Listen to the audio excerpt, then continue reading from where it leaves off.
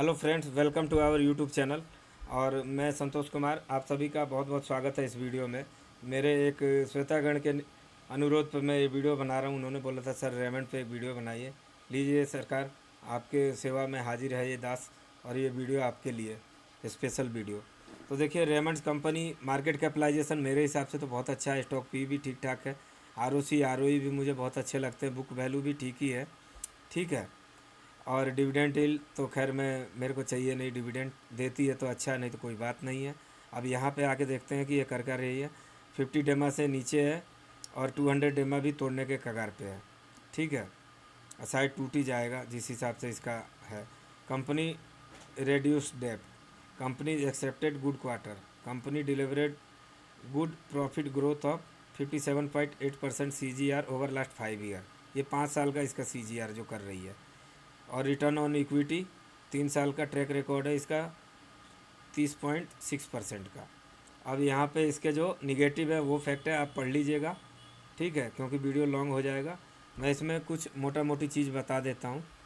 इसमें मेरे को एक दो चीज़ें निगेटिव लगी और उसी के चलते शेयर की पिटाई हो रही है, और वो चीज़ आप लोगों को भी देखना चाहिए, ठीक है। अब देखिए यहाँ पे सेल्स इसका जो है वो है पहले के मुकाबले। यहाँ देखिए इसने दिसंबर 2023 में कितने का सेल्स किया था। इसके सेल्स पहले तो अच्छे ही थे यहाँ तक, यहाँ से इसमें 2 क्वार्टर ख़राब गए, फिर यहाँ से 1 क्वार्टर अच्छा गया, फिर ये 2 क्वार्टर टाइट फिश यहाँ थोड़ा बढ़ के आया। तो उसी हिसाब से इसका एक्सपेंस भी है, ठीक है। प्रॉफिट, ऑपरेटिंग प्रॉफिट 102% का है। प्रॉफिट बिफोर टैक्स देख सकते हैं आप। मुझे ये समझ में नहीं आ रहा कि पिछले क्वार्टर में इसका ये कहाँ से इतना आया। प्रॉफिट बिफोर टैक्स है ये एक्चुअली में टैक्स है, और यहाँ नेट प्रॉफिट भी ये दिखा रहा है। अब ये बहुत बड़ा मेरे लिए कन्फ्यूजन की बात है। और यहाँ देखिए हर क्वार्टर से कम आया इस बार प्रॉफिट इसका, और EPS भी कम हुआ है, तो आप मान के चल सकते हैं। यहाँ देखिए EPS सब ठीक ठाक है, अर्निंग पर शेयर 9.101 हो गया है। अब यहाँ देखिए मोटा मोटी जो सबसे बड़ा फैक्ट है ना शेयर को गिरने में, वो होता है कभी भी ROE जो होना चाहिए ना, उस ROE 20-25% बहुत अच्छा है, लेकिन EPS हाई होना चाहिए। और यहाँ पे EPS लो है और ROE ज़्यादा है, यानी कंपनी को पैसे की ज़रूरत है अपने बिजनेस में, मैं जहाँ तक समझता हूँ। अब देखिए जब सेल्स ही नहीं कर रही है कंपनी का, इस साल का सेल्स देखिए कितना निगेटिव में, 1% का सेल्स है। तो जब सेल्स ही नहीं है तो प्रॉफिट देखिए कहाँ जा रहा है, -11%। ये सबसे बड़ा फैक्टर होता है। ये दो चीज़ सही है तो ये तीसरा बहुत अच्छा है, ये भी बहुत अच्छा है, लेकिन इसके अकॉर्डिंग EPS इससे ज़्यादा होना चाहिए। अगर ये 45 का है तो EPS कहीं 60, 70, 80 का हो तो बेहतर है। नहीं तो ROE अगर 25% है तो बहुत है, लेकिन EPS होना चाहिए 50 के आसपास, 40 के आसपास। तो सबसे बड़ा इसको ये फैक्टर मार रहा है इसको यहाँ पे। अब चलते हैं इसके चार्ट पे और डिस्कशन कर लेते हैं चार्ट पे क्या हो रहा है इसके, ठीक है।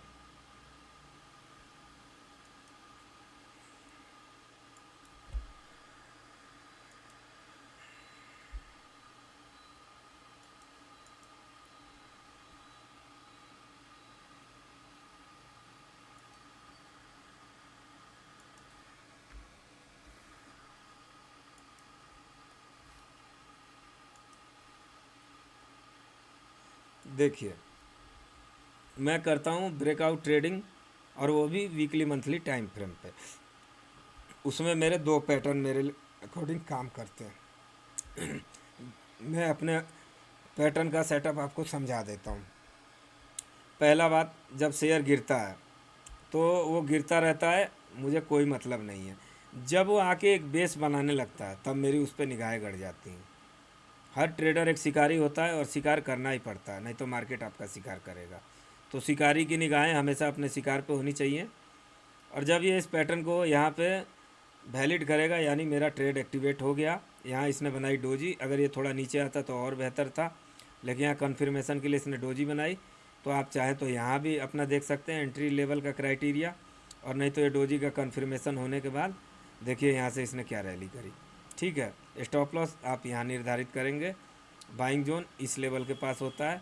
ये सभी आपको मैच करने पड़ते हैं, क्वार्टरली रिजल्ट हो, नीचे वॉल्यूम अच्छा है, तो समझ में आता है कि हाँ कंपनी यहाँ से ऊपर जाना ही जाना है, और थोड़ा निफ्टी का भी साथ चाहिए होता है। दूसरी बात, अब इसने ऑल टाइम हाई को ब्रेकआउट किया अच्छे कैंडल के साथ। उतनी बढ़िया कैंडल नहीं है लेकिन फिर भी अच्छी कैंडल है, क्योंकि इसके बाद वाली जो कैंडल बनी इसके ऊपर ही बनी है, तो आप अच्छा कंसीडर कर सकते हैं। 2-3 कैंडल ऊपर जाने के बाद इसने रीटेस्ट किया और यहाँ हैमर बनाया।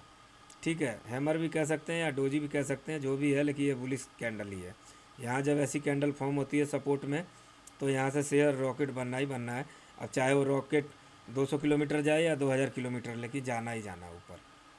अब वो तो शेयर का ग्रोथ बताता है, कैंडल तो यहाँ से बुलिश बन गई है, अब शेयर में जिस हिसाब से ग्रोथ आएगी। फिर भी शेयर ने अच्छा ही रिटर्न दिया। 700 का शेयर 2400 रुपये मार गया। अब क्या चाहिए आपको, पैसा यहाँ से 3 गुना हो गया। यहाँ से देखें तो आपका पैसा देखिए 300 रुपये का 8 के 24, यानी 7-8 गुना हो गया। अब क्या चाहिए। अब यहाँ पे देखिए कंसर्न वाली बात क्या है, यहाँ से इतना बड़ा रिजेक्शन इस कैंडल में, इसने पहले ही संकेत दे दिया। अगर ये कैंडल और थोड़ी सी यहाँ आके इसकी बॉडी ख़त्म होती तो एक तरह से ड्रैगन फ्लाई डोजी हो जाती। भले ही ग्रीन कैंडल है लेकिन ये अपने आप में बहुत कुछ बयां कर रही है।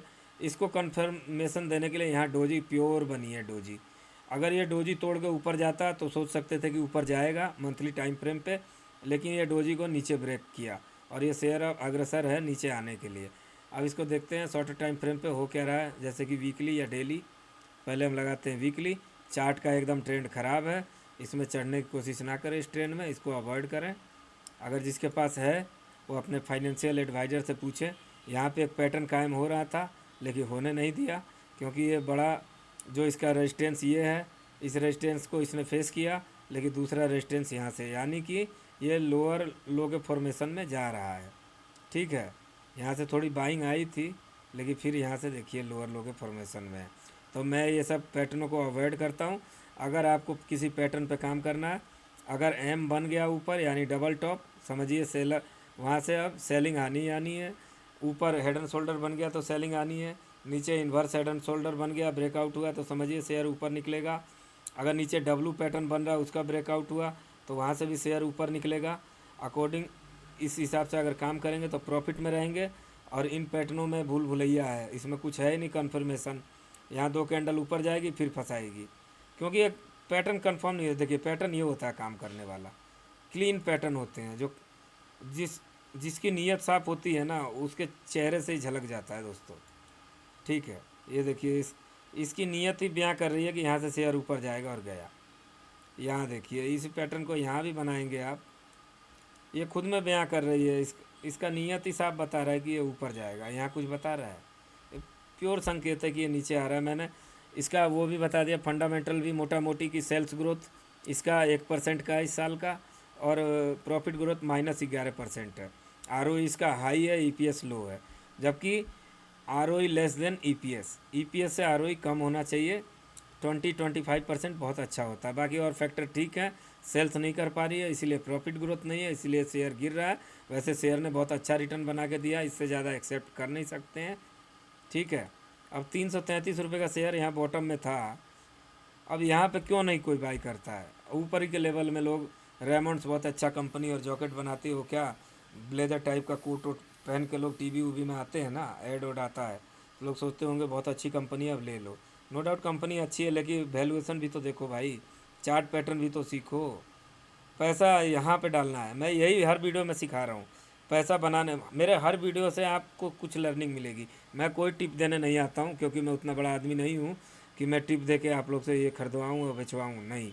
मैं आपको खुद का ट्रेडर, खुद का डिसीजन मेकर बनाना चाहता हूँ। मेरे वीडियो बनाने का यही मकसद है कि मेरे वीडियो और मेरे चैनल पे अगर कोई आए तो ट्रेडर बने, अगर वीकली मंथली टाइम फ्रेम पे काम करता है। इससे सिंपल स्ट्रेटजी मार्केट में कोई नहीं मिलेगी। यहाँ ना मैं कोई वॉल्यूम लगाया, ना कोई इंडिकेटर लगाया, ना कुछ लगाया, प्योर प्राइस एक्शन से काम करता हूँ, और इससे अच्छा कुछ नहीं है। प्राइस एक्शन मेरा क्या है, यहाँ से इसको इसने ब्रेक किया, एक कैंडल बनेगी, रिटेस्ट करेगी, ऊपर जाएगी, यहाँ छोटा सा स्टॉप लॉस डालना, बाकी और कुछ नहीं करना।